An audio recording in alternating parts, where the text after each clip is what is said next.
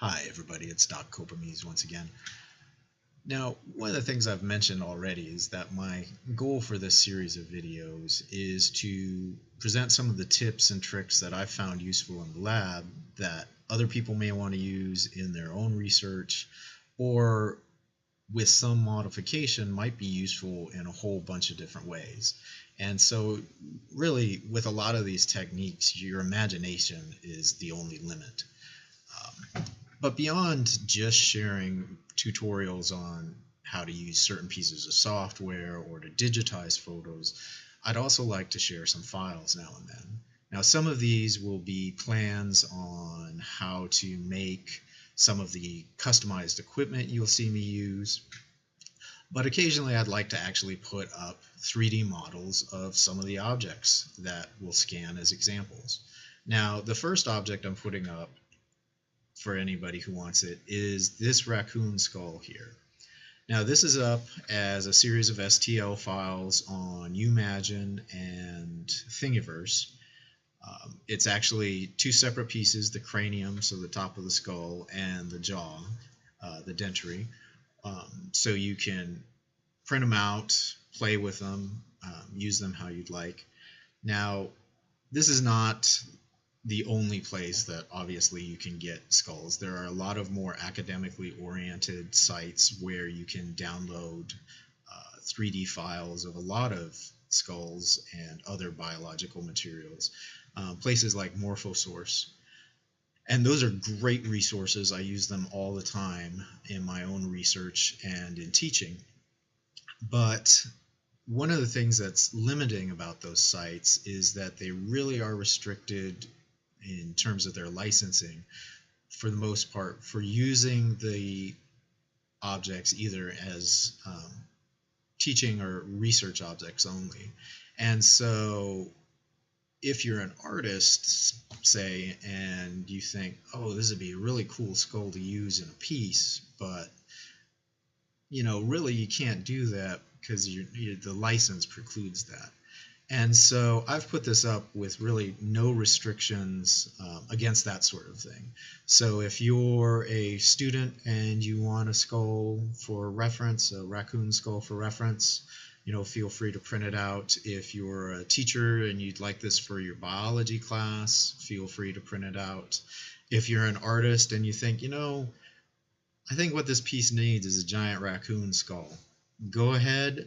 I'd happy to see that. I want to see people using this. This is a resource for the community, just to get it out there, remix it, make it your own, do things with it.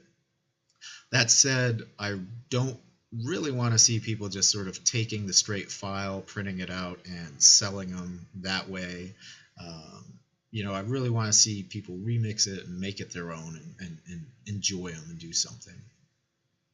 Now I want to slip a little science in too while we're here, because this raccoon skull is kind of cool for one reason that I noticed.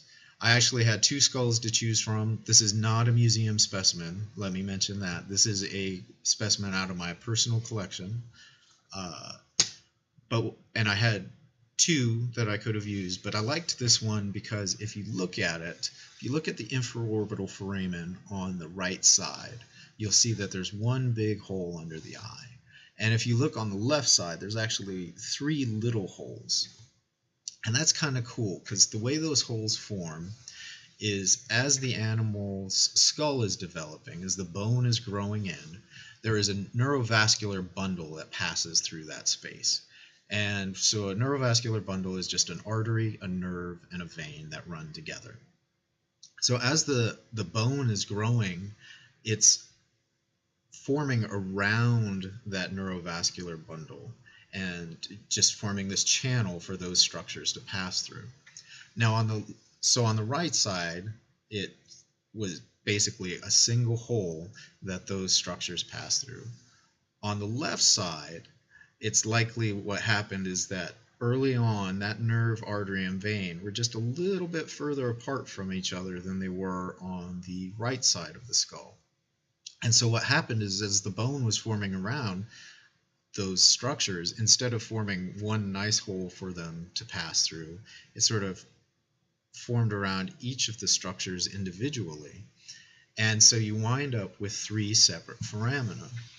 Now, as a paleontologist, I find this interesting because a lot of times in character matrices that you'll see in phylogenetic analyses, you might see a character state listed as has a single infraorbital foramen or has a single mental foramen. And then another character state might be has 2 infraorbital foramina or has 2 mental foramina.